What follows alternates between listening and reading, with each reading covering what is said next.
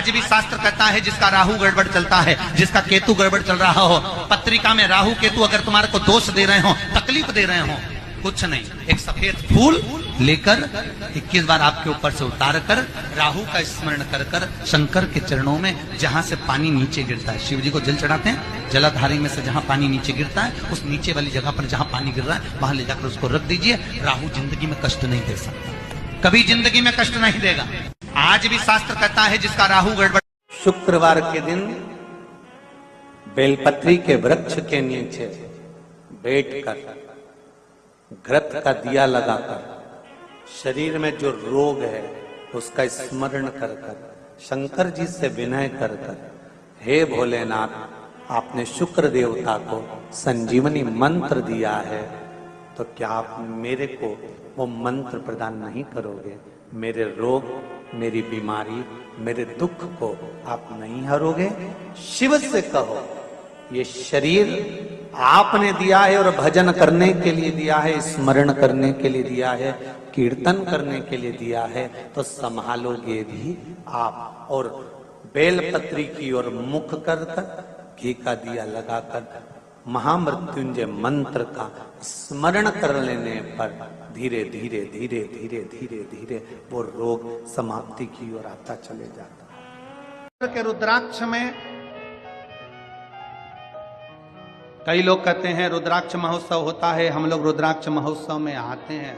हम कहते हैं जिंदगी में कहीं जाओ ना जाओ, पर सीहोर में जब रुद्राक्ष महोत्सव हो 7 दिन का, 7 दिन मेरे बाबा के चरणों में पड़े रहो और उस रुद्राक्ष महोत्सव का आनंद लेते रहो।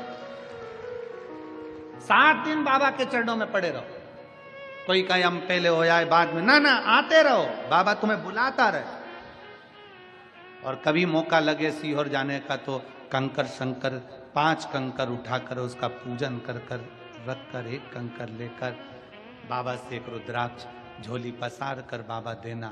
रुद्राक्ष को साधारण नहीं, जो बीमारी है, तकलीफ है, दुख है, जब लेते समय बाबा से प्रार्थना करना, बाबा हमारे दुख मिटाने के लिए आपको लेकर चल रही हूं, दुख मिटाने। उस बहन ने लिखा है, दिव्या पाटिल ने, कि ऑपरेशन थिएटर में ससुर जी को बुलाया गया और कहा कि ये पहला ऑपरेशन है जिसमें गठान बाहर निकल गई, किडनी रह गई है। विश्वास, भरोसा, दृढ़ता। और हमारा भरोसा कहता है, विश्वास कहता है, सिरपुर की धरा पर आप जो लाखों की संख्या में आए, जैसा नजारा काशी में 5वें, 6ठे और 7वें दिन था, वो नजारा तुमने पहले दिन कर दिया।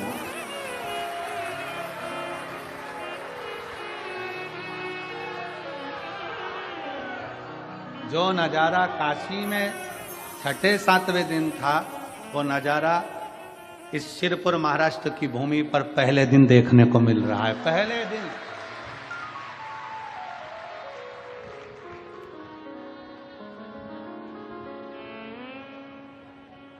और उस नजारे से भी भारी नजारा, ये शिव तत्व है, ये शंकर अवघड़ भरोसा। कुबेरेश्वर धाम का रुद्राक्ष साधारण नहीं, उस भूमि पर जाना साधारण नहीं है। 12 ज्योतिर्लिंग का केंद्र बिंदु है कुबेरेश्वर धाम की भूमि। जब दिल से जाओगे, 12 ज्योतिर्लिंग का बल कुबेरेश्वर बाबा की उस भूमि पर आता है। आप दिल से मांगोगे, वो दिल से देता है। जाओ, 1-2 दिन वहां रुको, बाबा के धाम पर दरी बिछाओ, सो, कंकर शंकर की पूजन करो, थोड़ा सेवा, झाड़ू, भोजनशाला में भोजन परोसना, बनवाना, सब करो, सेवा करो से। शिव के आश्रित होकर शंकर। एक सुंदर पीपल का कोमल पत्ता, कोमल पत्ता मतलब एकदम, एक तो पीपल का होता है कड़ला पत्ता, एकदम कड़क हो जाता है, और एकदम होता है कोमल पत्ता। उस पीपल के कोमल पत्ते पर जो वो चंदन होता है, उस चंदन को घिसकर उस चंदन को उस पत्ते पर रख ले। और महाराज उस पत्ते को मध्याह्न के समय पर, जिसे जब सुबह के समय पर सारी पूजन हो जाए, अर्चना हो जाए, भगवान शिव के मंदिरों में जल समर्पित हो जाए, उसके बाद में जब बाबा एकदम में राजी हों, तब जहां शिवलिंग रखा होता है चंदन का लेपन उस कटी भाग पर करना है।